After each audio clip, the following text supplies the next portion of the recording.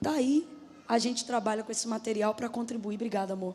Com a obra missionária. Quando você adquirir esse material, você está entrando comigo no campo missionário, em solo brasileiro, que foi onde Deus nos confiou essa visão para esse tempo. Lucas 22, versos 31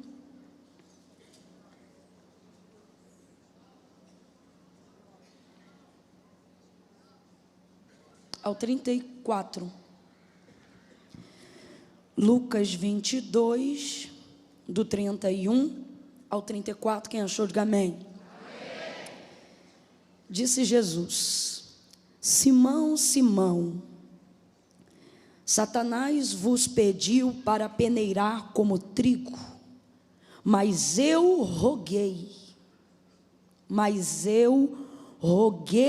ao Pai por ti, para que não desfaleças a tua fé. Então, quando tu te converteres, fortalece os teus irmãos. Ao ouvir, respondeu, porém, Pedro: Senhor, eu estou pronto a ir contigo para a prisão e até a morte. Tornou então Jesus a dizer: Digo-te, Pedro, que não cantará hoje o galo, antes que 3 vezes tu negues que me conhece. Somente até aqui você diga amém pela revelação do texto sagrado. Glória a Deus, glória a Deus, glória a Deus. Quando eu estava meditando sobre essa conferência, irmãos, tão profética, tão tremenda, uma conferência de intercessores, uma conferência de intercessão. Assim como a irmã Andréia, eu me lembrei que o maior intercessor de todos nós e de todos os tempos, antes da pessoa bendita do Espírito Santo que se faz presente em nosso meio, mas até para que ele aqui estivesse, foi necessário que o Filho se manifestasse.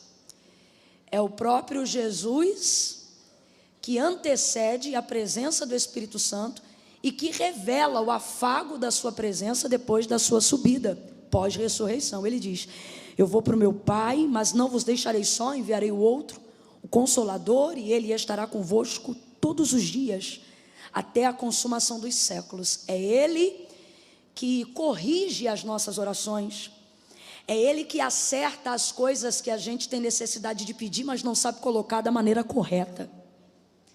E ele faz isso com gemidos inexprimíveis, para que no poder do nome de Jesus nós tenhamos a petição atendida diante de Deus. O Espírito Santo trabalha em nosso favor.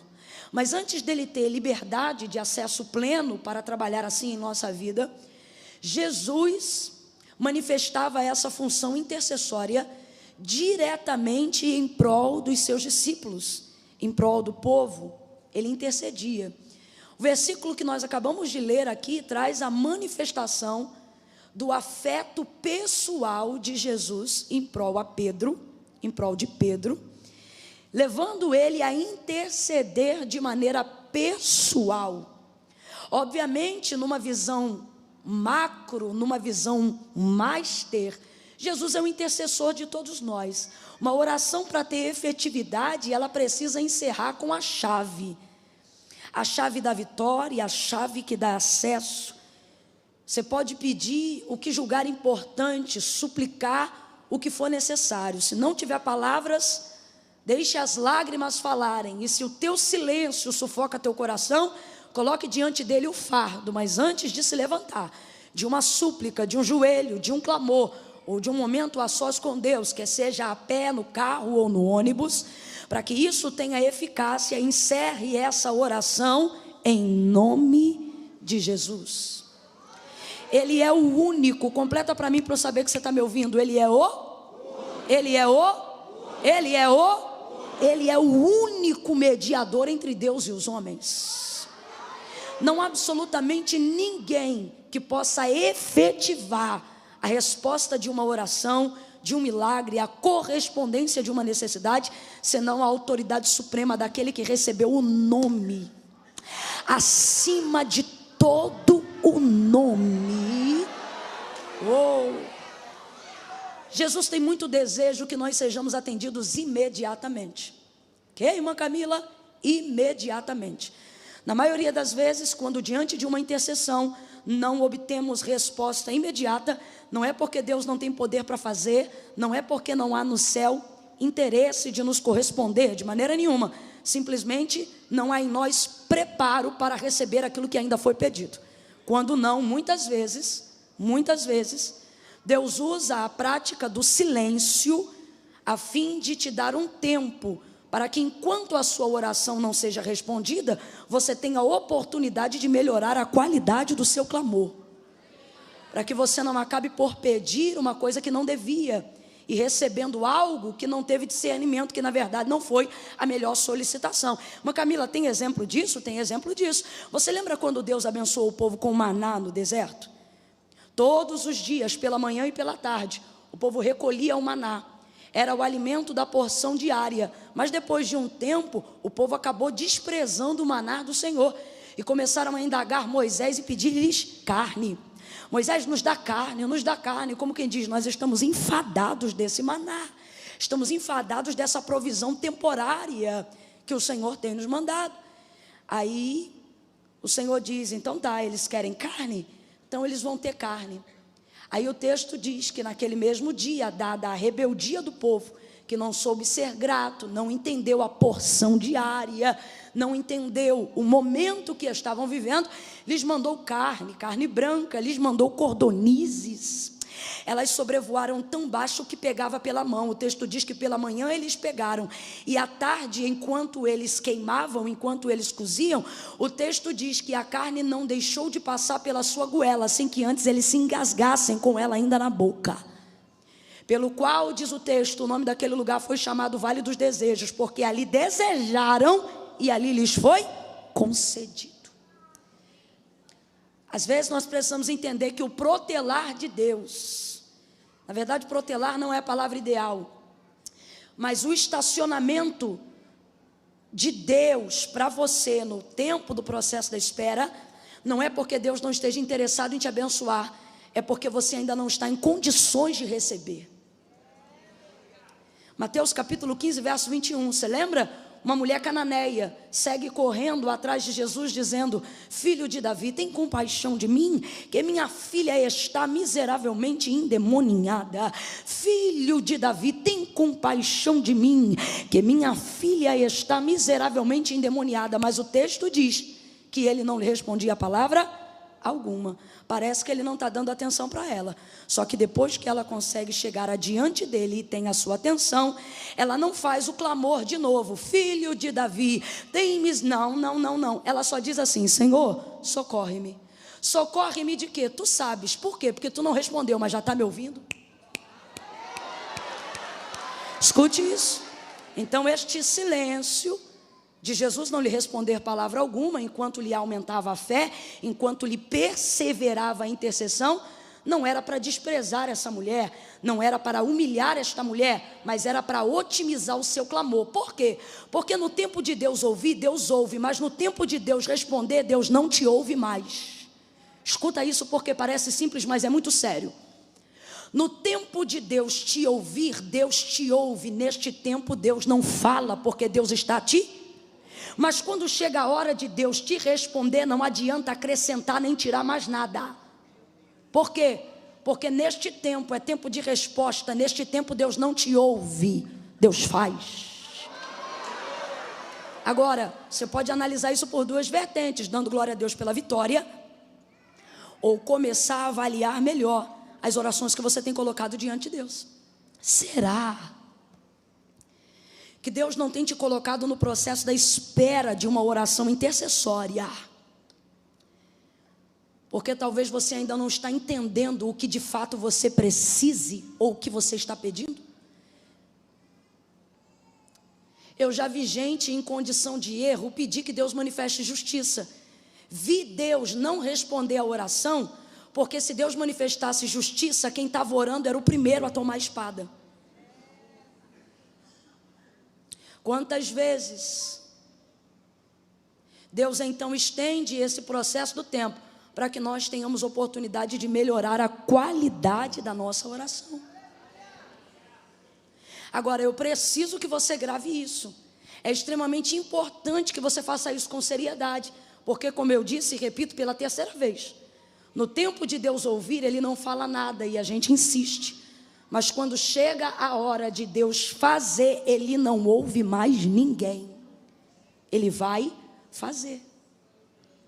Jesus, antes de ser assunto aos céus, deixou uma palavra aos seus discípulos e Ele disse: e tudo o que pedirdes ao Pai em meu nome, eu vou pensar, eu vou estudar. Não. E tudo o que pedirdes ao Pai em meu nome, eu farei. O desejo do Senhor é fazer, é corresponder imediatamente, o quanto antes, por que não assim dizer? Mas a oração intercessória, e eu queria que você entendesse isso nessa noite, a oração intercessória não é como todas as outras orações. A oração intercessória não é como um clamor de livramento, por exemplo, tão simplesmente. A oração intercessória, ela tem o poder de protelar o tempo em favor de alguém.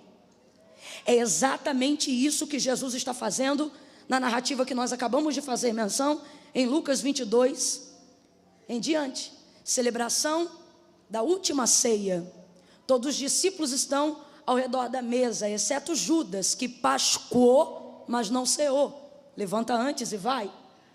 Depois desse momento, Jesus fala categoricamente sobre ele ser entregue e se retirar de entre os seus discípulos.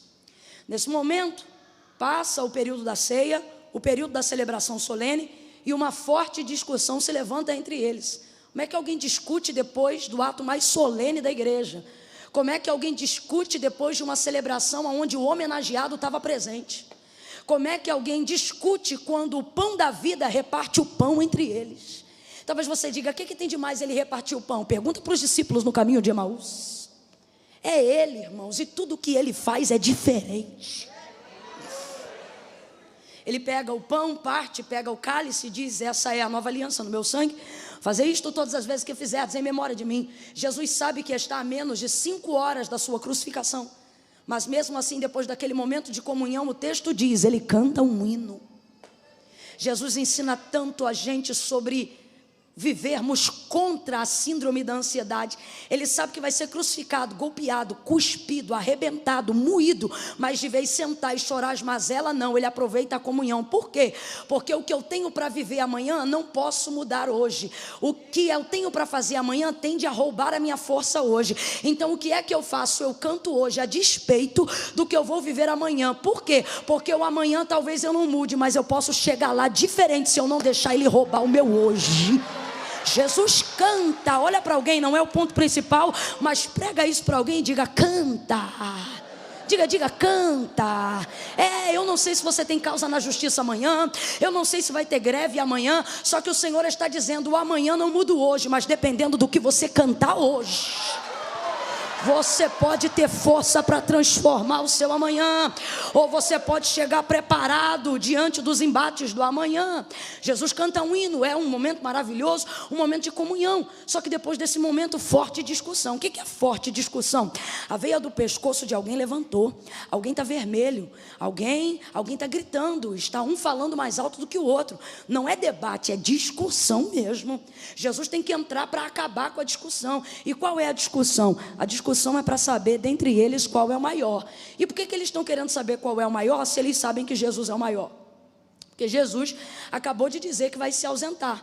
E aí, uma vez dizendo que vai se ausentar, gera aquela preocupação: quem é que vai ser o líder agora? Quem é que vai ficar no lugar? Isso dá para a gente uma segunda lição.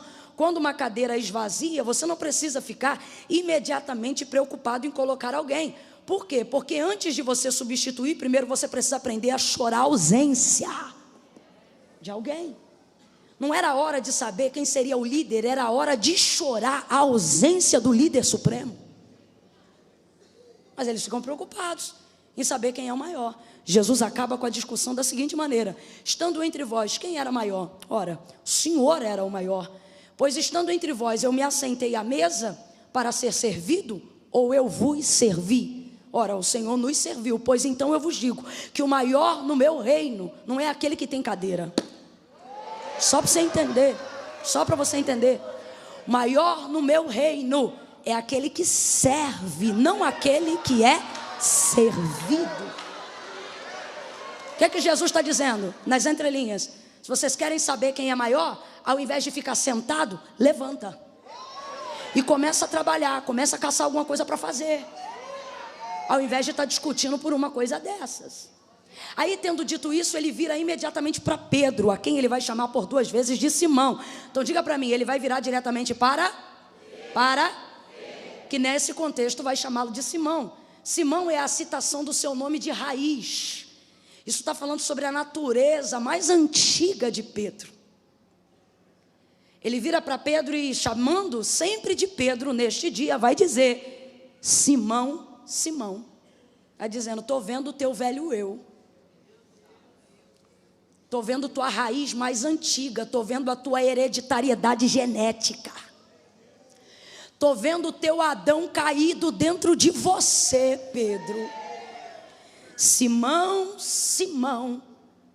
Simão, Simão.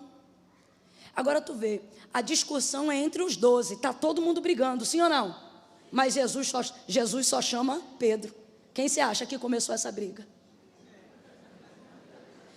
Simão, Simão, Satanás te pediu para se andar, para peneirar como trigo, mas eu intercedi. Oh, gente, diga aleluia, ele ainda faz isso. Diga glória a Deus, ele ainda faz isso. Tem gente que só está aqui porque alguém intercedeu. Tem gente que só está aqui porque Jesus disse hoje não. Tem gente que só está aqui porque Jesus disse você não vai morrer hoje. Tem gente que só... Ele olha e ele diz para Simão: Simão, Simão, Satanás te pediu para se andar como trigo, mas eu roguei ao Pai por ti, para que não desfaleças a tua fé. Jesus está dizendo o que para Pedro? Pedro, Satanás te quer castigar, peneirar, torturar. Resumindo, ele quer te tentar. Ele quer te tentar. E é natural que todo aquele que vai ser aprovado para o ministério passe por algum momento ou alguma configuração de tentação. É Deus que tenta? Não, Deus a ninguém tenta. Mas lembra, antes de Jesus ser aprovado para o ministério, quem foi que lhe conduziu ao deserto para ser tentado pelo diabo? O diabo? Não, o Espírito Santo, que o fortaleceu, o guardou e o guiou no processo da tentação no deserto. Então, é natural a peneira da vida, é natural o castigo da vida, a aprovação, a palavra é essa, aprovação, para que você seja aprovado. Quem está acompanhando, diga amém. Eu quero que você entenda uma coisa: o pedido de Satanás a Jesus ou a Deus em relação a Pedro é legítimo, porque ele já sabe da proeminência de liderança na vida de Pedro. Depois que Pedro nega a Jesus 3 vezes, Jesus não dá para ele 3 meses de banco, Jesus o promove. Jesus conhece a intenção de coração. Isso é coisa de homem e eu não sou contra isso, porque às vezes você quer exigir do pastor, você quer exigir da eclésia que a gente sonde coração. Quem sonda coração é Deus. Você bota a tua vida no altar, pisa na linha bonitinho, porque quem sonda coração é Deus. Samuel era profeta do Senhor e tinha uma ligação direta com Deus, mas ia ungir um dos filhos que Deus não tinha separado. A voz do Senhor bradou no coração de Samuel no dia que entrou na casa de Jessé o belemita, que era para ungir Davi, mas quase que ele unge ali entre Eliabe, Abinadab e Samar. Mas a voz do Senhor bradou e disse: não, porque eu, o Senhor, não vejo como o homem vê. O homem vê o que está de fora, o homem vê a aparência, mas eu sondo o coração. No coração, Pedro já estava arrependido depois do episódio da ressurreição. Por isso Jesus não dá a ele carta de desligamento, mas dá carta de promoção. Você lembra quando o Senhor enviou um anjo para dar resposta a Daniel? Teve uma interferência na atmosfera celestial. Aí ele disse: olha, antes da palavra vir na boca, quando tu colocou esse propósito no coração, Deus já me mandou com a resposta, porque tu és muito amado. Mas o príncipe da Pérsia se levantou, e por isso que eu estou chegando agora, porque eu precisei da ajuda do arcanjo Miguel para conseguir desobstruir a passagem e te entregar. Rapaz, isso aqui é coisa extraordinária. O anjo está se justificando para Daniel.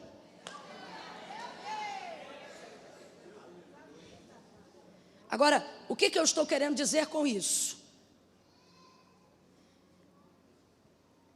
Nesse processo de Jesus para com Pedro, a intenção do coração, ela é observada primeiro, e depois a ação do lado de fora é consequência natural daquilo que já aconteceu do lado de...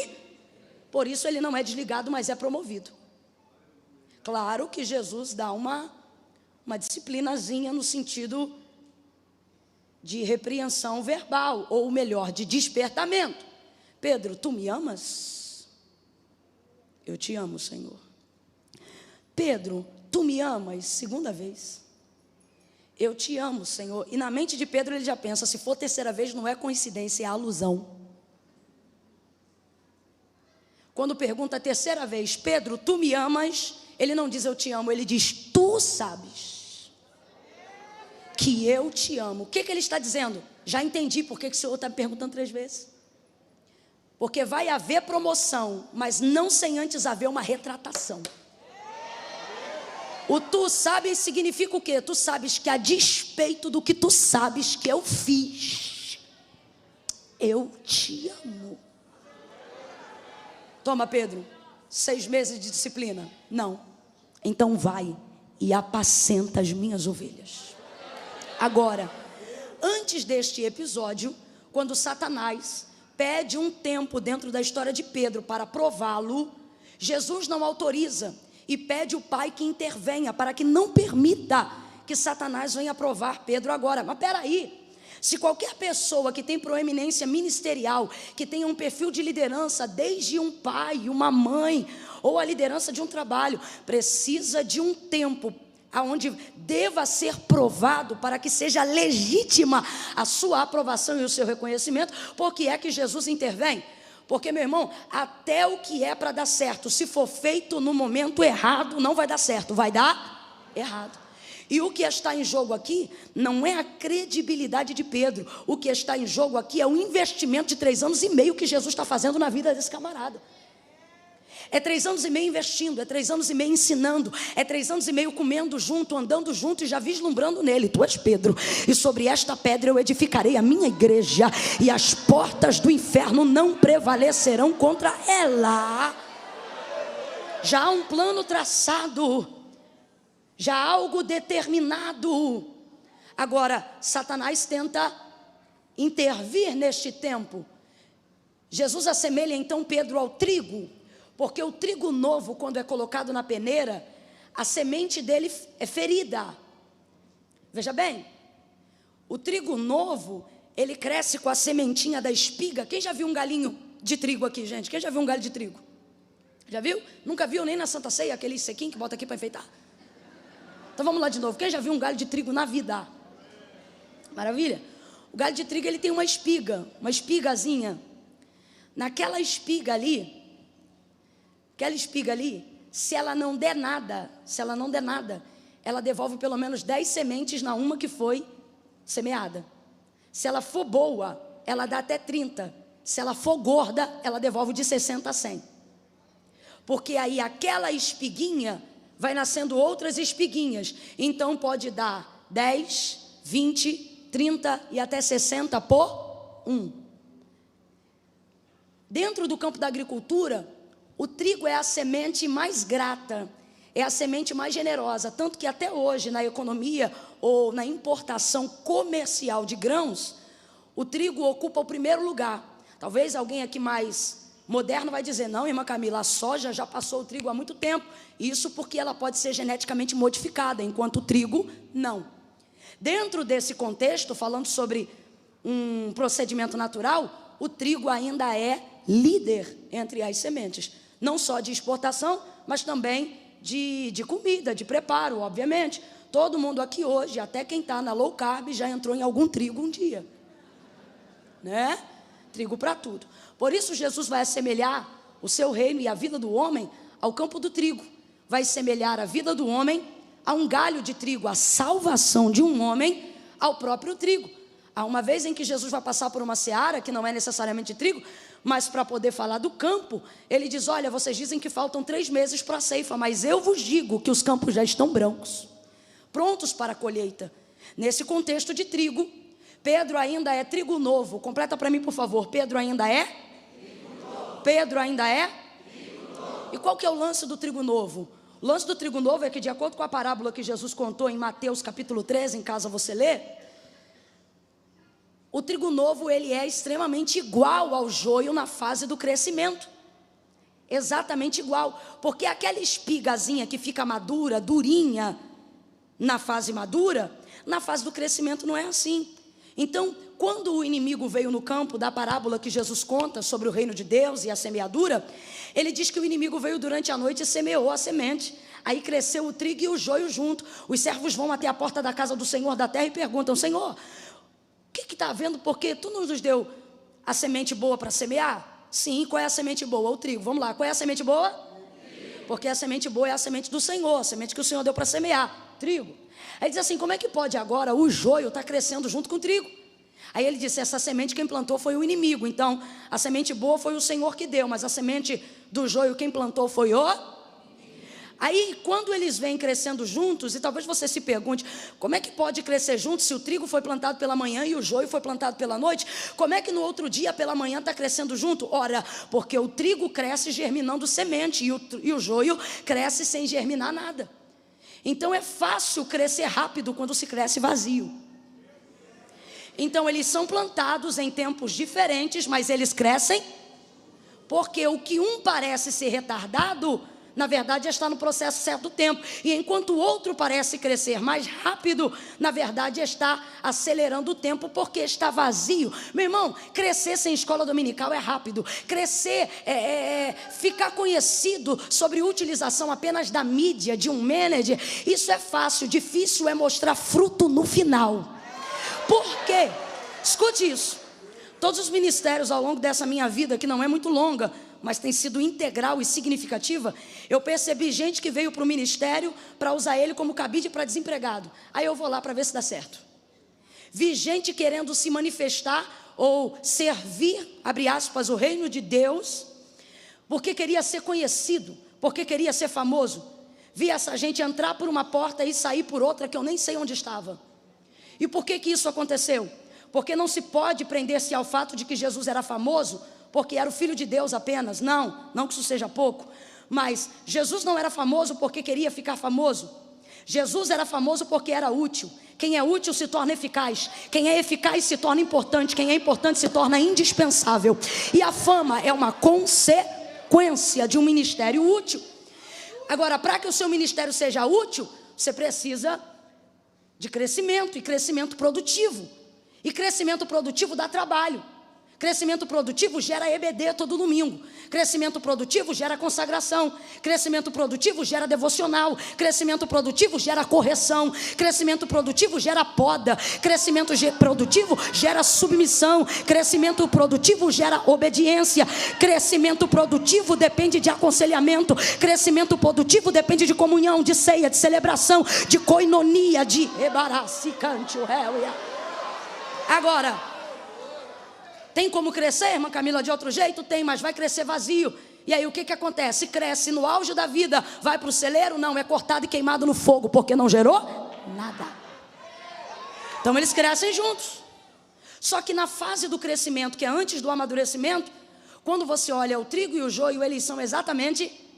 Por isso que os servos dizem assim: Senhor, nós vamos lá agora e vamos arrancar o joio.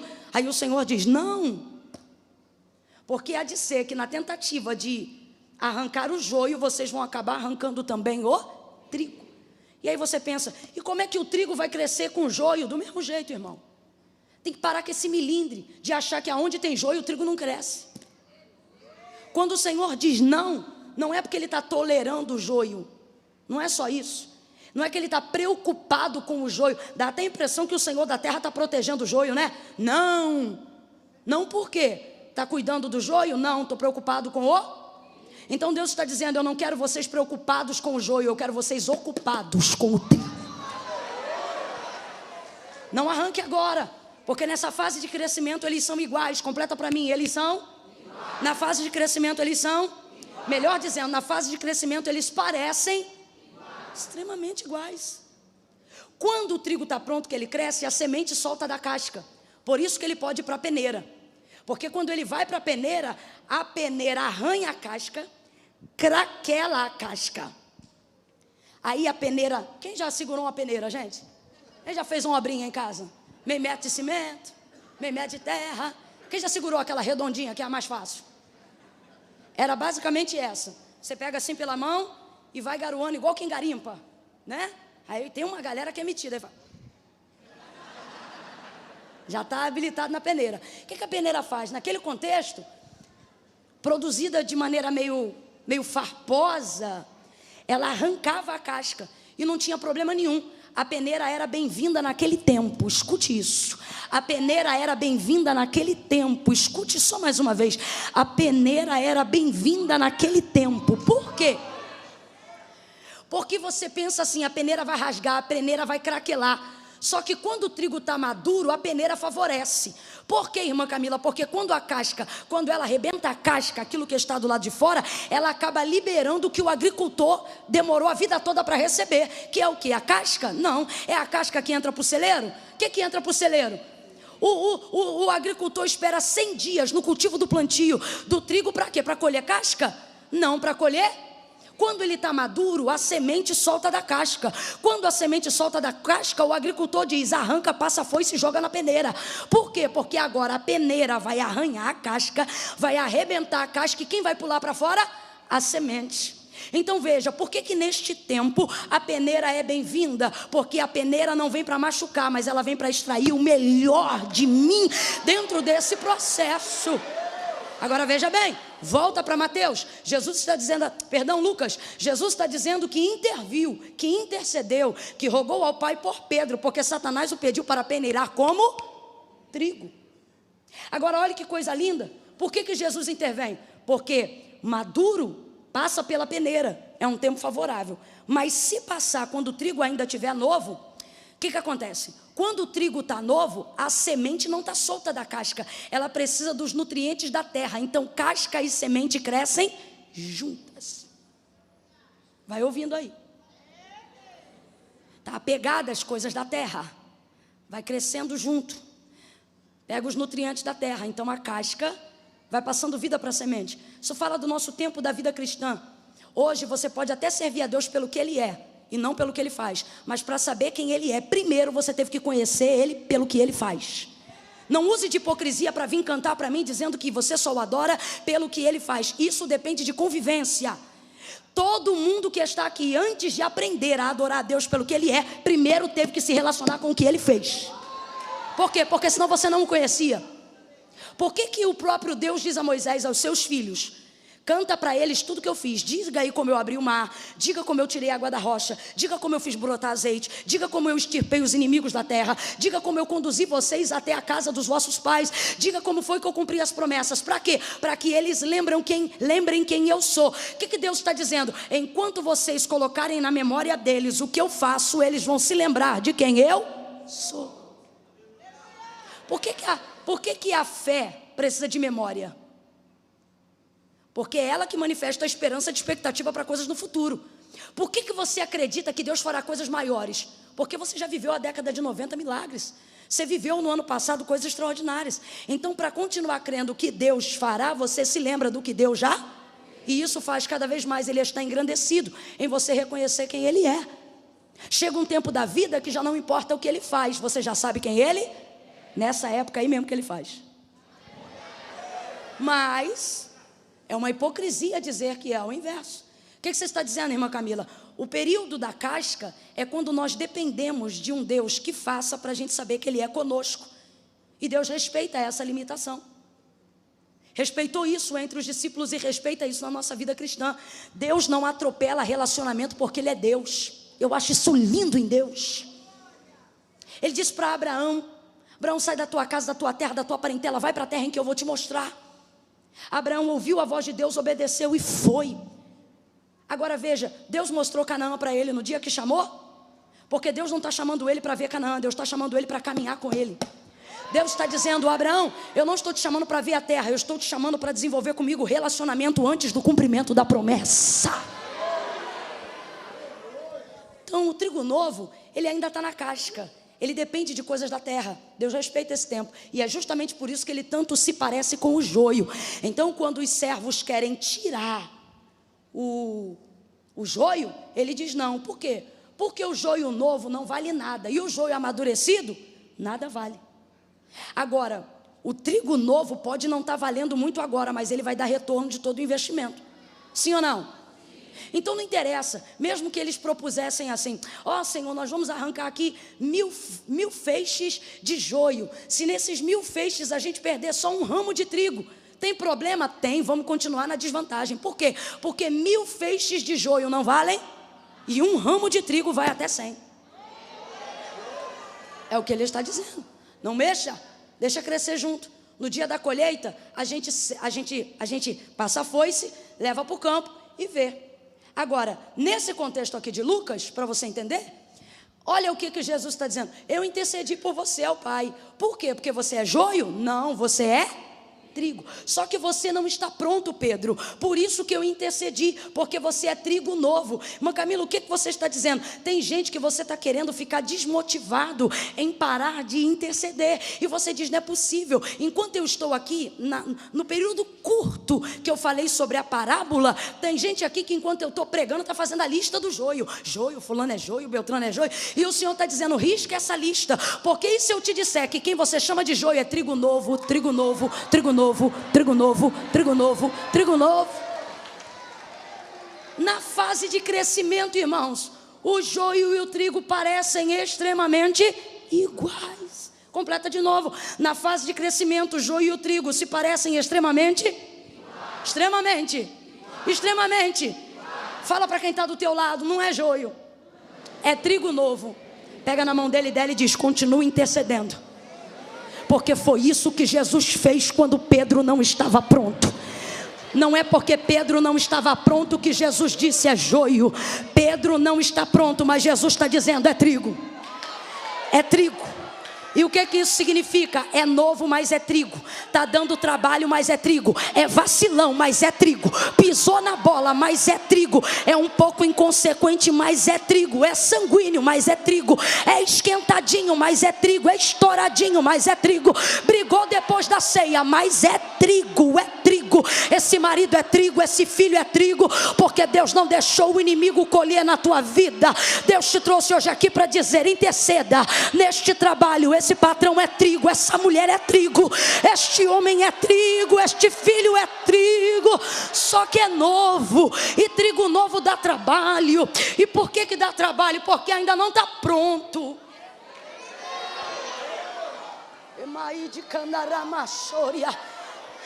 Essa é aquela hora que eu estou entalada. Me ajuda aí, faz por mim o que eu não posso fazer.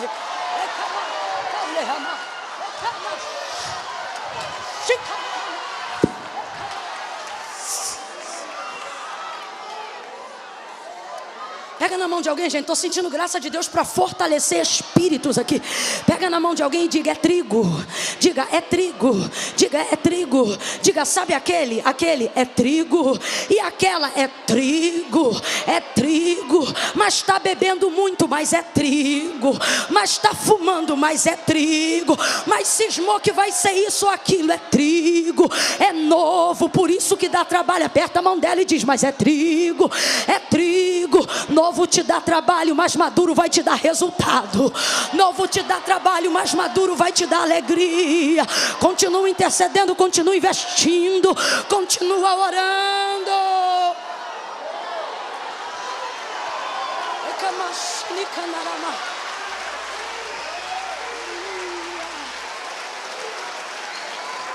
É trigo. É trigo.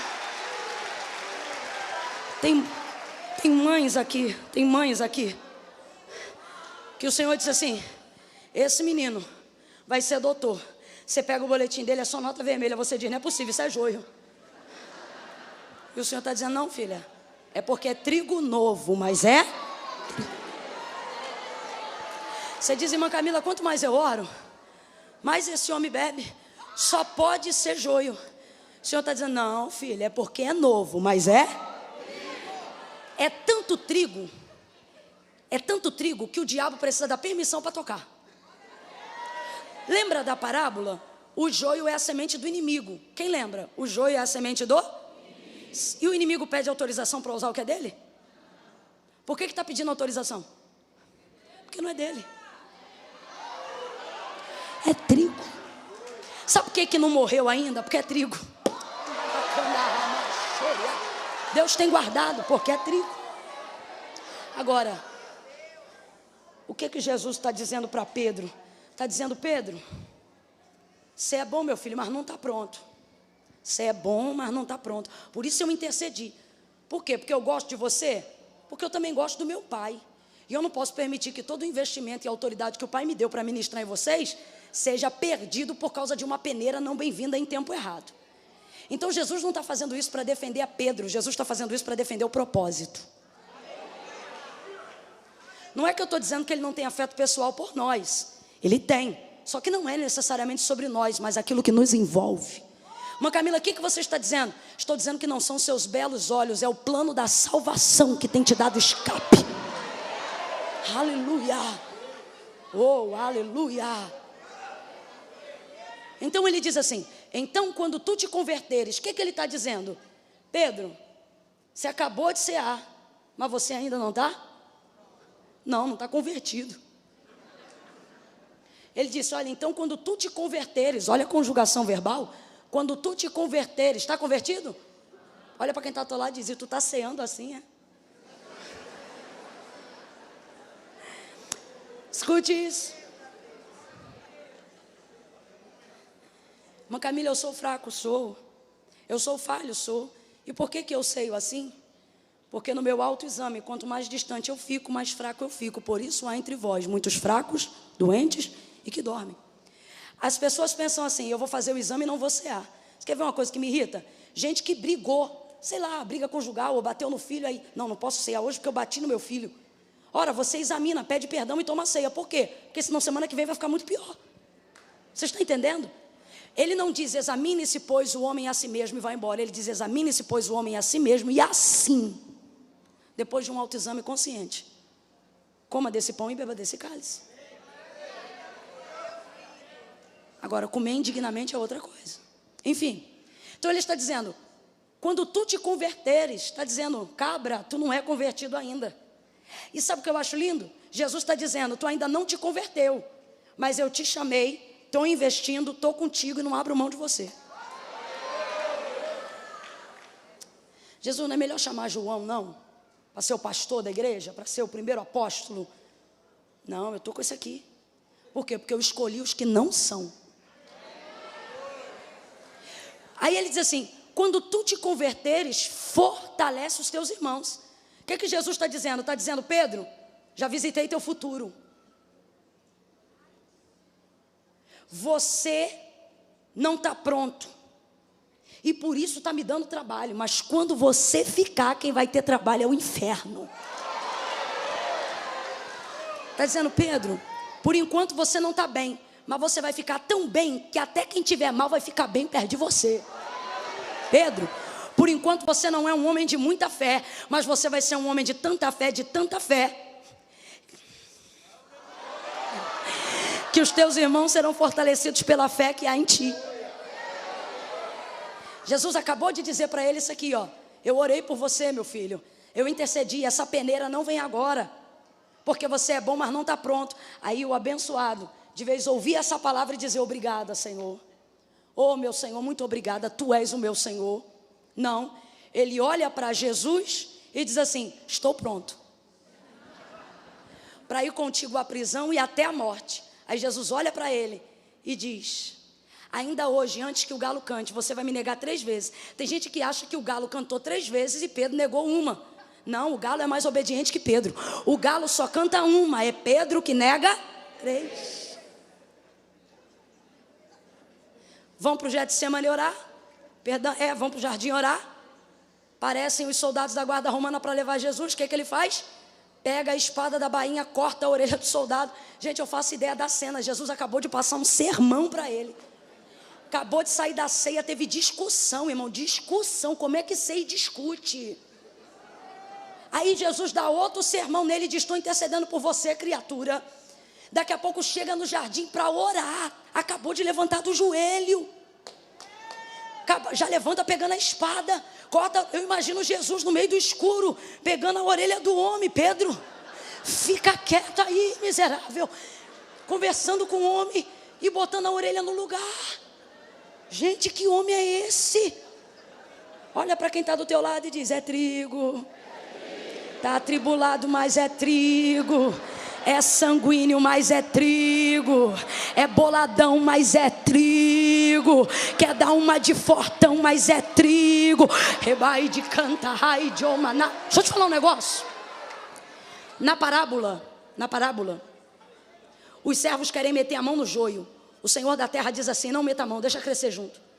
E por que a gente não pode meter a mão no joio? Só para não destruir o trigo? Não, eu não meto a mão no joio porque eu não sou funcionário de Satanás. Como assim?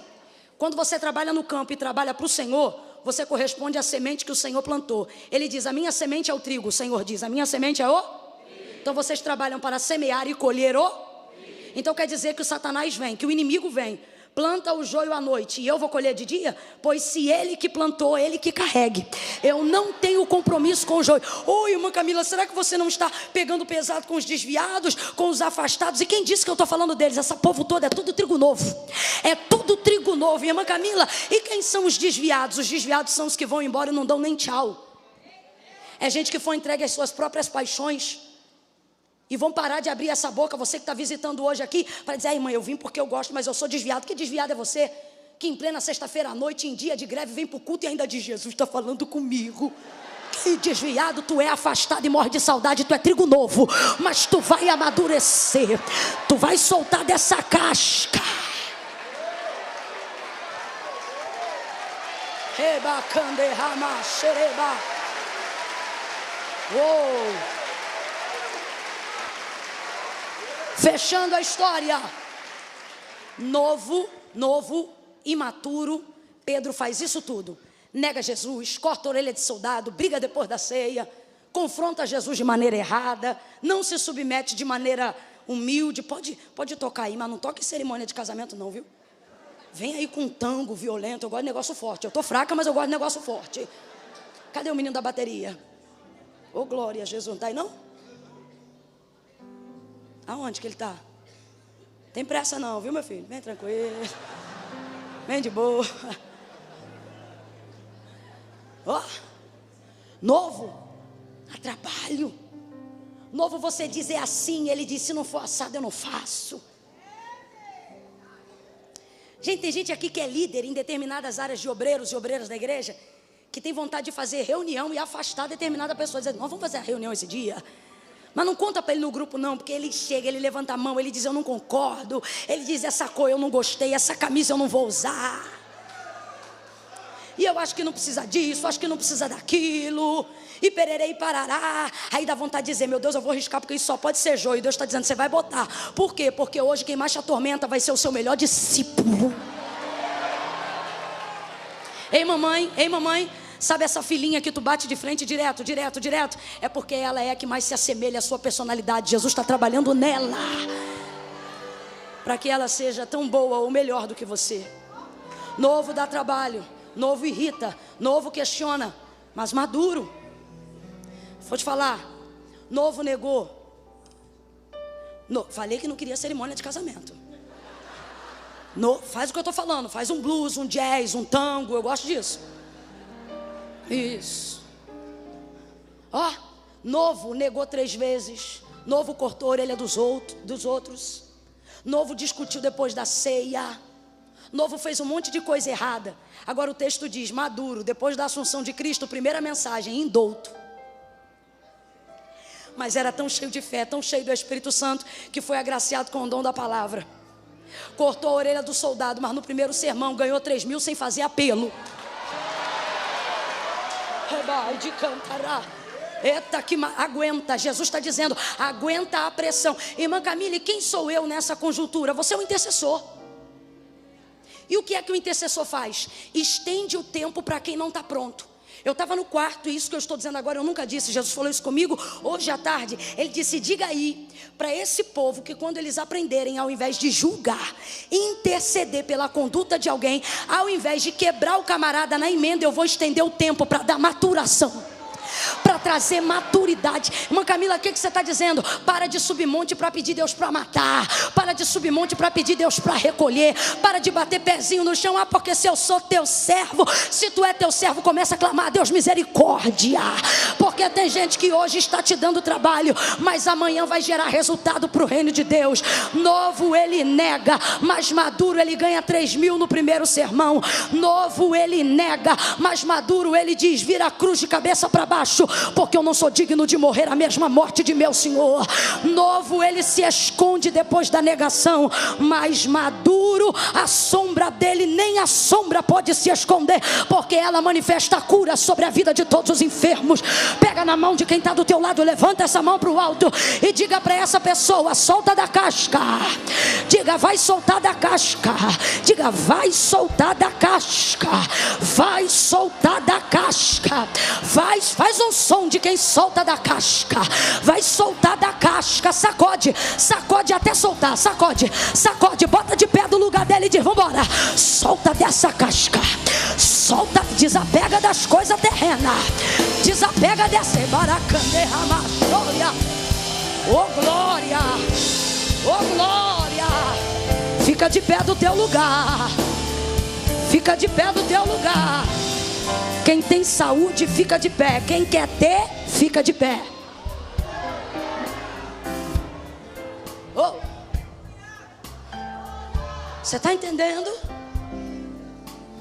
Você diz: só pode ser joio. É trigo e é novo, mas é? O que é soltar da casca? O que é soltar da casca? É entender que chegou um momento na minha vida que eu não posso mais depender do que eu tenho para saber quem eu sou. Quando é que chega a maturidade da vida cristã? Quando o que eu tenho não intervém mais na minha identidade como homem de Deus, como mulher de Deus. Tem uma época da tua imaturidade cristã. Segura aí só um pouquinho. Tem uma época da tua imaturidade cristã que você vale quanto você tem no bolso. Se você tem, você pensa: Deus está comigo. Se você não tem, você pensa: poxa, Deus não é comigo. Imaturidade, trigo novo. Mas depois de um tempo de experiências com Deus, aí já pouco importa o que a gente tem no bolso. É até doideira. Quando tu tem muito, você até pensa: tá tudo bom demais. Será que Deus está comigo? De tanto que você já viu Deus passar contigo no estreito. Aí esse tempo é bom, sabe por quê? Porque aí a peneira não te machuca, te favorece. Você entende a diferença? Jesus está dizendo: você sabe que tem gente na tua casa, tem gente na tua igreja que ainda não está pronto para passar pelo processo. Então, ao invés de dobrar joelho para dizer: aperta mesmo, Deus, fere mesmo, Deus. Você está doido, irmão? Quem é que a gente está pensando que é para pedir Deus para ferir, para matar, para apertar? Ô irmão, a gente também já foi trigo novo. E sabe por que a gente está aqui? Porque ao invés de alguém dizer estreita, fere, mata, tinha uma mãe dizendo: tem misericórdia, Senhor. Tem compaixão, Jesus. Sim ou não, gente? Sim ou não, gente? Então Jesus está dizendo: por que você está agindo de outra maneira com as pessoas? Se você não é resultado de maldição, mas é resultado de profecia, é resultado de promessa, é resultado de intercessão. Eu vou contar de 1 a 3 agora. Quando eu disser 3, vai sair do lugar e vai vir ao altar de Deus. Todas as pessoas que estão aqui nessa noite, que vêm à igreja, elas vêm à igreja. Irmã Camila, sou eu venho à igreja, eu amo o Senhor, eu temo o Senhor, mas quando chega a hora de ir fazer uma aliança com Deus, eu não consigo não. Não consigo porque eu tenho muitas falhas, tenho muitos defeitos. Não consigo porque eu estou enrolado. Eu estou muito enrolado. Vem você, a pipa e a rabiola. Não, minha irmã, eu não posso. Eu tenho uma história aí, um tico-tico no fubá. Vem você, o tico-tico e o fubá. Não, irmã, eu ainda estou preso a um negocinho aqui, ó. Tem umas 5 graminhas aqui, ó. Quando o culto acaba, infelizmente, eu ainda sou dependente, eu tenho que usar. Vem você, suas 5 gramas, e se o fornecedor estiver aqui, pergunta se ele não quer vir também.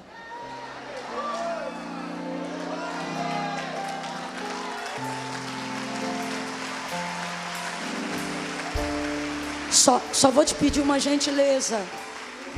Não fique achando que é você que se liberta, que é você que se purifica, porque não é. Jesus disse: sem mim e nada é nada, gente.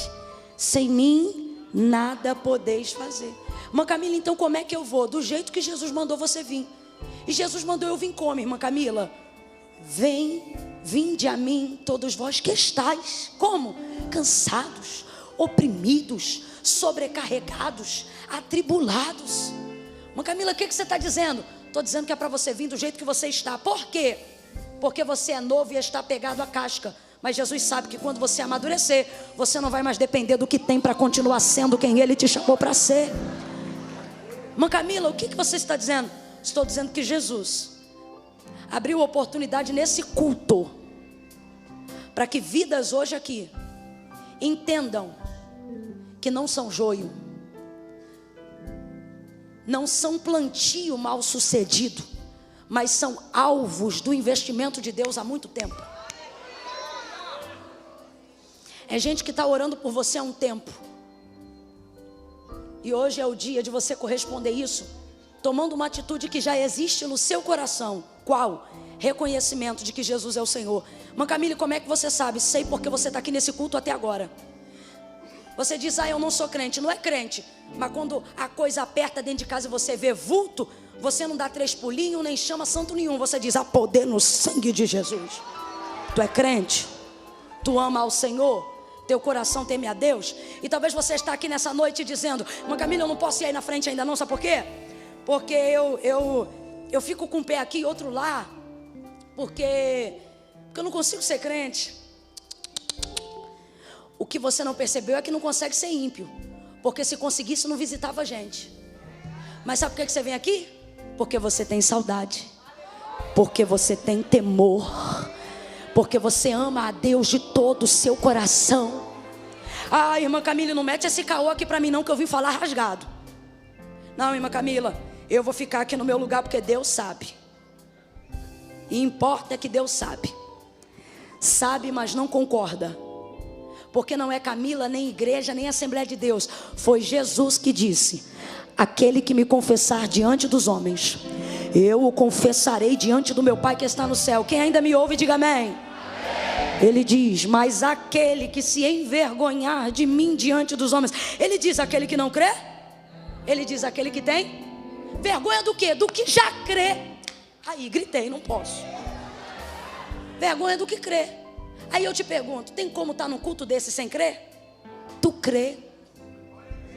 Mas por que não vem? Porque não tem fé? Fé você tem. O problema é que você tem sentido vergonha. Irmã Camille, o que eu faço se eu tenho vergonha? Desculpa, mas eu vou falar a verdade. Sabe o que está escrito no Apocalipse? Não entra mentirosos, fornicadores, homicidas. E o texto diz assim: e os tímidos. Você acha que Deus está falando de quem fica com a bochecha vermelha na hora que o nome é mencionado? Não. Timidez aqui é atributo para identificar quem tem vergonha de professar a fé. Que é isso? Crê, mas não confessa. Eu sei que você crê, está na hora de confessar. Irmã Camila, então faz uma oração aí para eu ouvir. Não tem oração não, filho. Salvação é decisão. Escute o que eu vou lhe dizer. Irmã Camila, o que eu faço com a vergonha? Vem com vergonha. Por quê? Daqui a pouquinho o culto acaba. 5 minutos esse culto acaba. E por que eu vou vir de qualquer jeito? Mesmo com vergonha, porque a vergonha é passageira, mas a minha salvação é eterna. Eu vou contar de 1 a 3. Vou contar de 1 a 3. Tem só um refrão, varão? Tem só um refrão? Mas tu estava no culto, né? Porque às vezes o pessoal vem cantar um negócio que dá vontade de perguntar assim: tu estava no culto? É isso que não casa. Não, você é ligado. Quando eu disser 3, esse varão vai começar a adorar o Senhor com apenas um refrão. Quando eu disser 3, vai sair do lugar e vai vir ao altar de Deus. Quem? Irmã Camila, eu me afastei.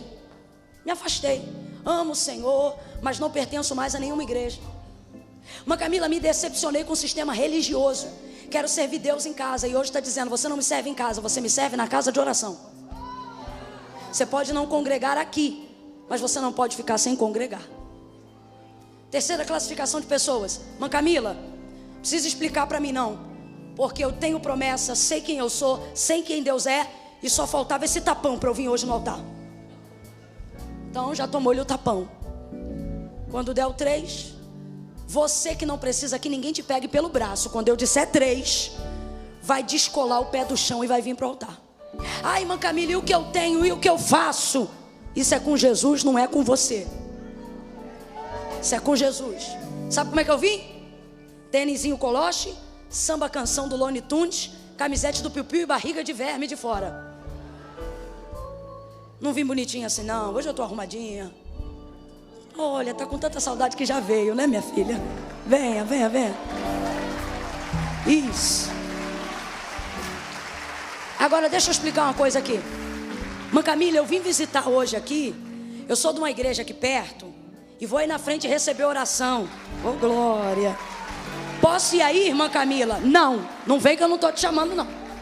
Você que é de igreja, que é crente, serve a Deus em algo. Ai, mãe, eu vou aí porque quando chama para oração eu tenho que ir. Vai orar na tua igreja. Aqui no altar agora, só quem reconhece, quem sabe, afastou, precisa de conserto, dizia-se desviado, distante, tem promessa, é crente. E o diabo dizendo é joio, e Deus te trouxe hoje aqui para dizer é trigo. Tu é trigo. Tu quer andar igual joio, quer falar igual joio, porque na fase do crescimento tu parece como joio. Mas quando tu tá na festa do joio, até o joio vê que tu é trigo. Tu tá pagando mico no mundo. Desculpa, mas eu vou falar. Tu tá pagando mico no mundo. Quando eu disser 3, mas Camila, sei que sou trigo. Tô nova, tô novo e dei uma escorregada. E isso não é novo de idade não, é de experiência. Mas tô com saudade, quero voltar. No 3, vai descolar o pé do chão e vai vir. Quem entendeu, diga amém.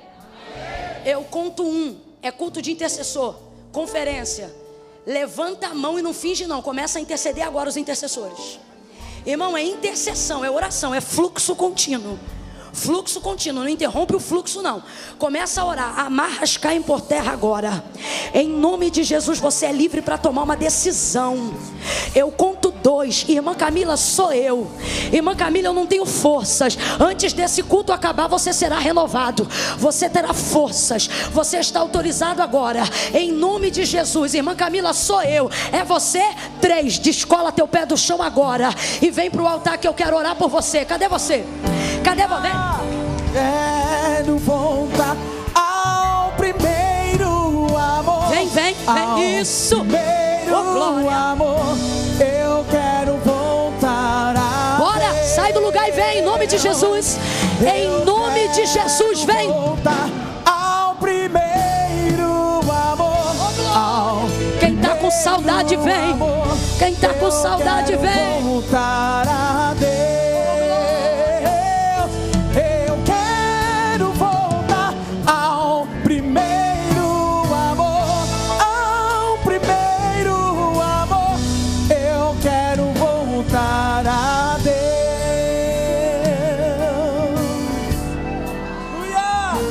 Continue orando. Você já parou de orar?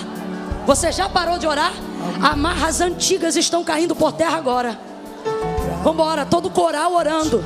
Toda a Devec São Paulo em oração agora. Pode vir, minha filha. Venha. Jesus te ama e é muita coisa. É muita coisa. Vem. Eu quero reconstruir. Vou regressar. Vou regressar ao caminho, rever as primeiras obras, Senhor. Você não precisa ser santo agora não. Você só precisa ser arrependido. Quem está com saudade? Tem gente aqui com saudade. Sai do teu lugar que eu estou te esperando. Canta, igreja. Eu quero voltar ao primeiro amor. Ao primeiro amor. Eu quero voltar a Deus.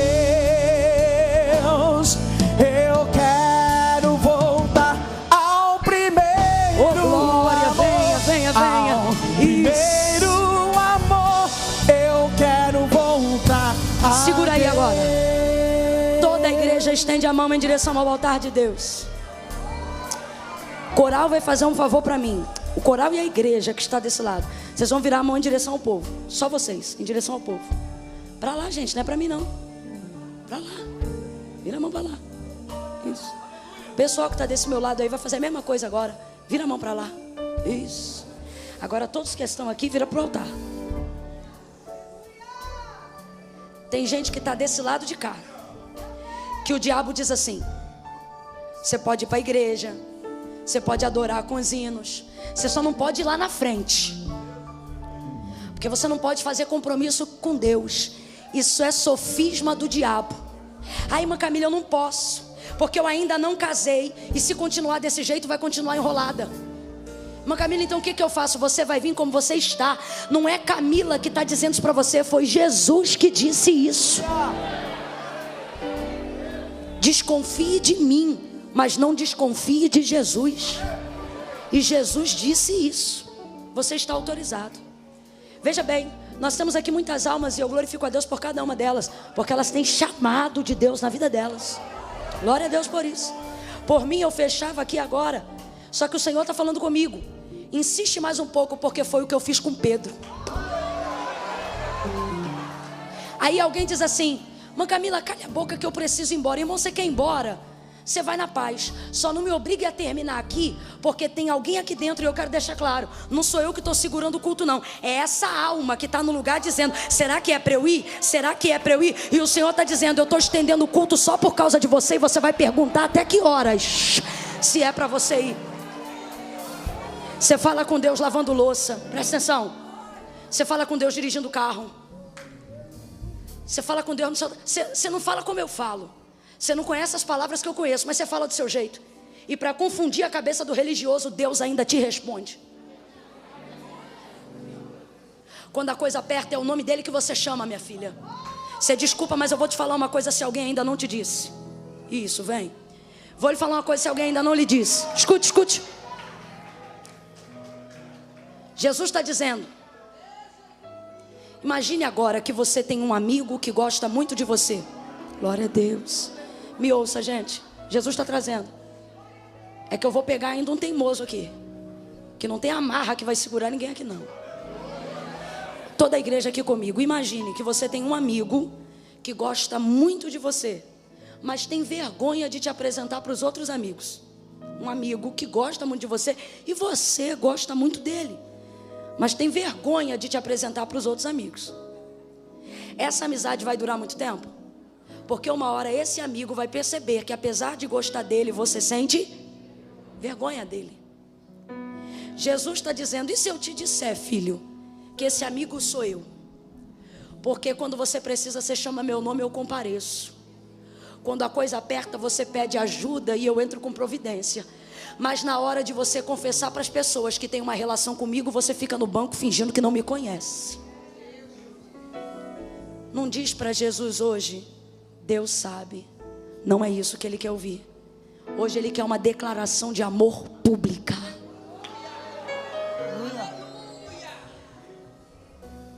Só uma vez, porque não é força nem violência. Só uma vez nós vamos dizer que Ele não desiste de você, que Ele se importa com você, que Ele compreende o seu caminhar, e você nunca vai encontrar um amor tão grande quanto o dele. Se tem alguém aí que está no lugar dizendo eu vou ou não vou, e sabe que é para vir, enquanto a igreja ora, tua hora é agora. Diga: Ele não desiste de você. Cante isso. Ele não desiste de você. Isso. Vem, meu irmão. Ele se importa com você. Ele surpreende o seu caminhar. Nunca vi um amor tão grande assim. Isso. Ele não desiste de você. Ele se importa com você. Ele surpreende o seu caminhar. Nunca vi um amor tão grande. Ele não desiste. Ele não desiste de você. Ele se importa com você. Ele compreende o seu caminhar. Nunca vi um amor tão grande assim.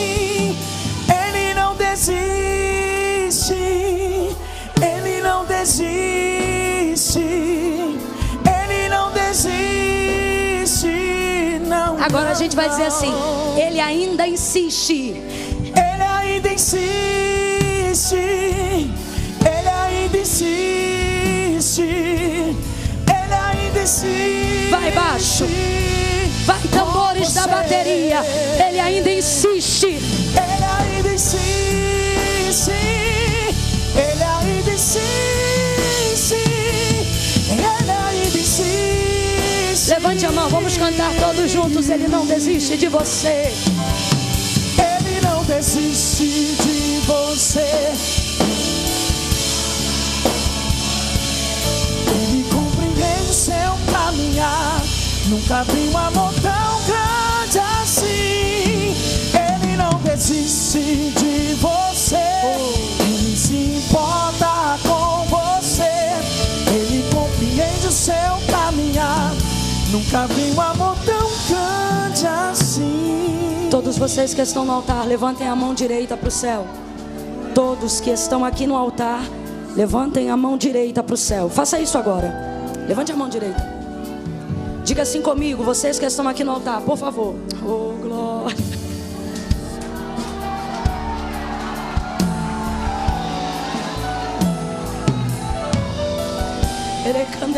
Levanta a mão direita. Diga assim comigo, vocês que estão no altar. A igreja só estende a mão para concordar. Quem está no altar, levanta a mão direita. Se tem alguém do teu lado, ajuda ele a levantar a mão. Às vezes a pessoa está distraída, tá orando, está chorando. Ajude ele, ajude ela. Vocês que estão no altar, digam assim comigo: eu. Agora diga o vosso nome. Qual é seu nome? Te confesso, Jesus, publicamente, como meu único e suficiente e amado Salvador e libertador da minha alma. Diga: Jesus, me recebe, porque hoje eu te recebo. Eu te amo. Eu sou trigo novo. Tenho dado trabalho, mas eu vou amadurecer. Perdoa meus pecados. Em nome de Jesus. Senhor, nós ligamos na terra com os teus filhos essa palavra. Como igreja nós estendemos as nossas mãos. Como ministros de uma nova aliança e sacerdotes de uma nova geração, nós ligamos na terra e te pedimos: cumpre a tua palavra. Porque tu disseste que tudo que hoje nós ligássemos na terra, no céu seria ligado. Nós ligamos a libertação completa, a salvação dessas almas, o perdão dos seus pecados. Ministramos sobre elas a alegria. Alegria, alegria, alegria, alegria, alegria, alegria, alegria, alegria, alegria, alegria, alegria, alegria, a alegria da salvação, a alegria da vida eterna. Tira toda a culpa, traz a eles um tempo de crescimento e de amadurecimento. Agora, onde houver alguém de mãos estendidas, Senhor, eu os ligo nesta mesma palavra de oração, que nós venhamos entender que tu nos levantaste como intercessores para buscar pelos trigos novos. E acerca de quem está aqui e ainda é novo, traz amadurecimento, traz prosperidade e honra. Não deixa a identidade de ninguém aqui depender do que se tem. Solta da casca, solta da casca, solta da casca, solta da casca. Libera esse ministério para crescer, libera essa vida para prosperar, libera essa voz para cantar, libera essa alma para interceder, libera esse espírito para te adorar.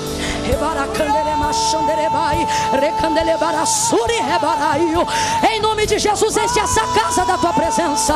Enche essa casa da tua presença. É só o que eu te peço. Enche essa casa da tua presença e glorifica o teu nome. Glorifica o teu nome. Glorifica o teu nome, em nome de Jesus. Quem concorda, diga amém. Antes de aplaudir ao Senhor por essas almas,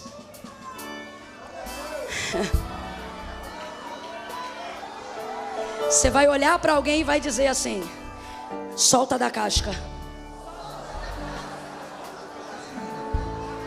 Agora eu vou pedir uma gentileza. Vira eles em direção à igreja. E quem está feliz que a colheita é grande, aplauda ao Senhor pela vida. Mais forte, mais forte. Isso! Aplauda ao Senhor. Dê um abraço neles. Diga: seja bem-vindo ao campo. Seja bem-vindo à família de Deus. Agora faz um favor para mim. Conduz eles rapidinho por cada hora. Deixa só, todo mundo que está aqui, olha para mim rapidinho. Um minutinho só. É pela direita ou pela esquerda? É 2 minutos. O pessoal diz: é lavagem cerebral, né? Não dá nem tempo. 2 minutos.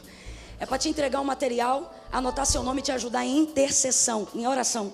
É 2 minutos. Antes do culto acabar, você já está de volta. Se acabou, ainda vai estar todo mundo aqui confraternizando. Tá bom? É aqui do lado, o pessoal vai te levar. Vai debaixo de palma. Não, deixe que a gente aplaude pela sua vida. Aplaude ao Senhor. Aplauda mais forte. Enquanto a última alma não sair, você não para de aplaudir. Vai aplaudindo, vai aplaudindo.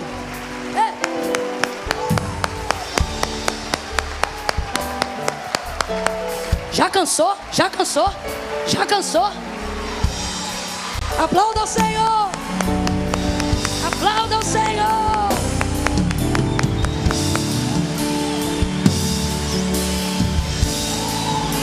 Glória a Deus. Faz festa.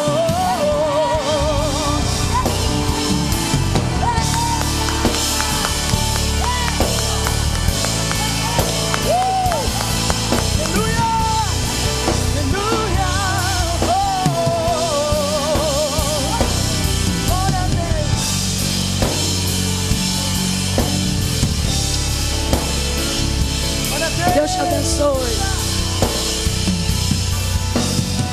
Glória, glória, glória.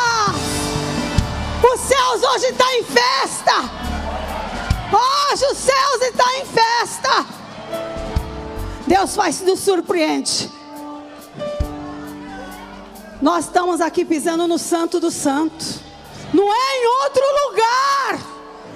É no Santo do Santo. Que você tenha um final de semana abençoado. Que a sua vida a partir de hoje, quando você sair daqui, não será mais a mesma.